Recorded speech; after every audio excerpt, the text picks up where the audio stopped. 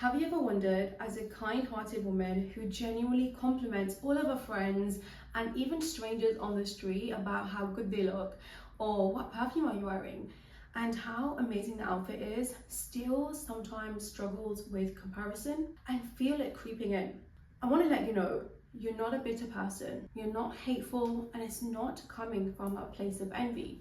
So why does this comparison still hit, especially the hardest when it comes to comparing our bodies, comparing where we're at in our life, how good we feel, and the things that we have?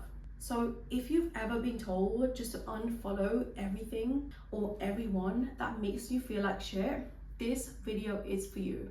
Because comparison didn't start there. Comparison started from such a young age, especially for me growing up as a South Asian girl. I remember I would go into family functions and there'd be so many aunties saying, oh, that person's lost weight, maybe you should try that.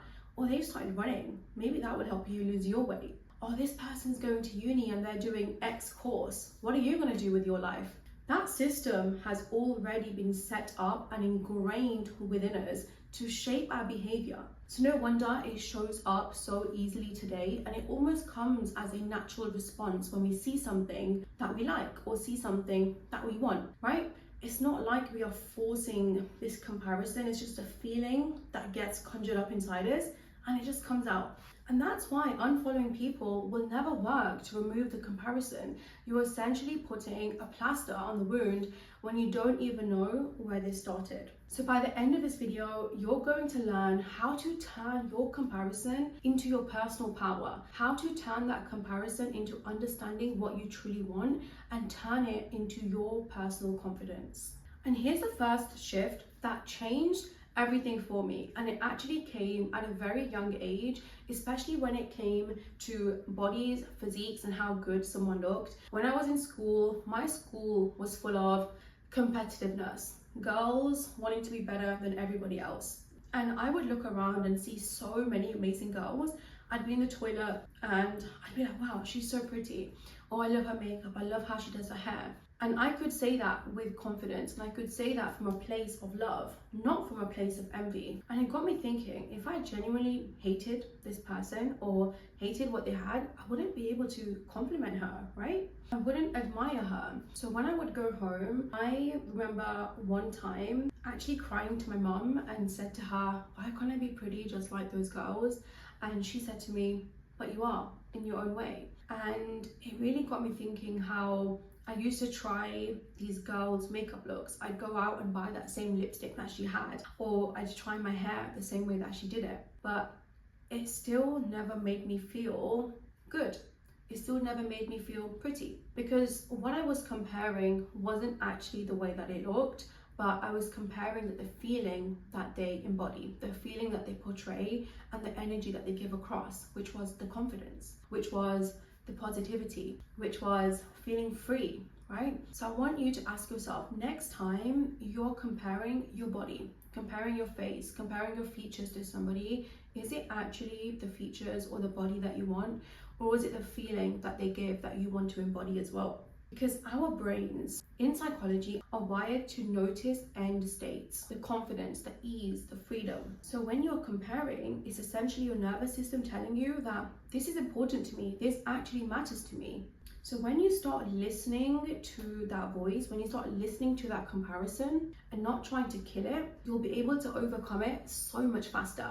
But here's where most women struggle with this, and this is what I struggled with when I used to copy that person's lipstick or copy that person's hair, because we see someone's end result. We copy that vehicle that it took them to get there without finalizing or creating our own destination. So as an example, when I saw that girl being super happy, super confident, easygoing, free-flowing, I assumed that the way that she got there was through driving a red car, right? And for me back then, the red car, when I was a teenager, represented being super slim, represented eating salad every single day to be able to get there. It represented being the smallest version of myself So what did I do? I went out and I bought that red car. I ate salads. I went to the gym to do cardio every single day at 6 a.m. I begged my dad to get me a gym membership so I could literally burn all of the fat that I got bullied for at school. And then I got to the end destination. I was in my red car and I finished the route and I realized that I lost my periods. I didn't feel strong. I was so tired and I still didn't feel that spark. I still didn't feel like the most confident, most glowing version of myself because I just took someone else's red car, went in it and just copied their vehicle. And it took me nearly years for me to realize that I was driving the wrong fucking car. My version of confidence was being an hourglass queen, creating strength, curves, and that power, which is what I teach my incredible one-to-one clients to do, to find your own blue car. I wasn't comparing bodies. I wasn't comparing wanting to be the slimmest version possible. I was comparing confidence. And this is why when I work with my one-to-one clients, we fully go deep into what confidence means to them. So I want to ask you the same question. When you compare your physique, you're not comparing that body. You're comparing how you want to feel. You want to be able to walk into a room and not give a shit about what people think, or not be able to carry a cushion with you and cover your stomach. You want to be able to be magnetic and be able to walk into a room with confidence. So how can you create that for yourself? What does that look like for you? Maybe it is losing some fat.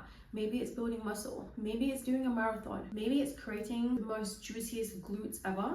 And when you figure that out, that's when you realize that you found your own blue car. Not only will you love the process, the journey, so much more, but you'll get to your destination genuinely feeling fulfilled. And this is also why unfollowing people who make you feel triggered, or unfollowing people who have these things that you want, does not remove the problem, because I did the same thing. I remember 5 years ago when I was building my coaching business, I was following all of these business mentors out there that were representing the lifestyle of your laptop on the beach, and they looked incredible. And I was like, yeah, okay, fuck off, whatever.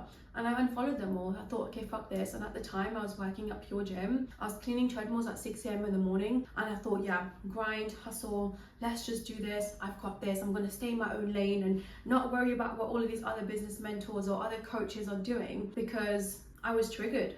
I was, and I can admit that now, because 5 years later, all of these women or even men or mentors or coaches I unfollowed, I fucking hired them. Because I told myself I was protecting my energy, but in reality, I was just suppressing my desires, because those desires didn't suddenly go away. Because one day I was cleaning a fucking treadmill, as I do, and I was like, damn, I still want that lifestyle. I still want to be able to travel and make money and help my clients all over the world. That didn't go away. I just started thinking of it off social media, and that's when I slowly started following them back again. And the reason why it stopped triggering me is because that moment when I was cleaning the treadmill, I felt that permission to be able to go all in on my life that I wanted to create. Which is why a few months later, after that day, when I did hire the exact coaches that I was triggered from, I quit my job and I went fully in my business, hit 6 figures, and was able to travel the world.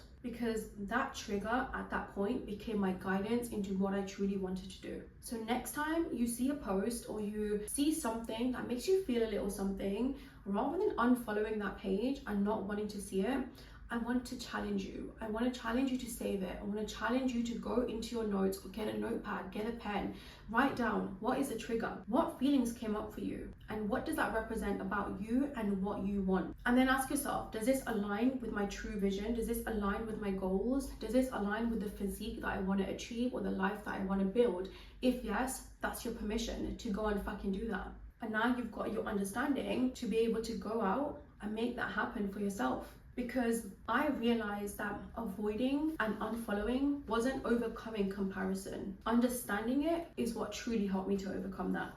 And when you learn how to finally read comparison and do it from a place of love, that's when you can stop fighting it in social media or even outside of it, and let it stop controlling you and turn that into your confidence. Thank you so much for watching. Stay tuned for even more videos on all things mindset, psychology, and building your dream hourglass physique.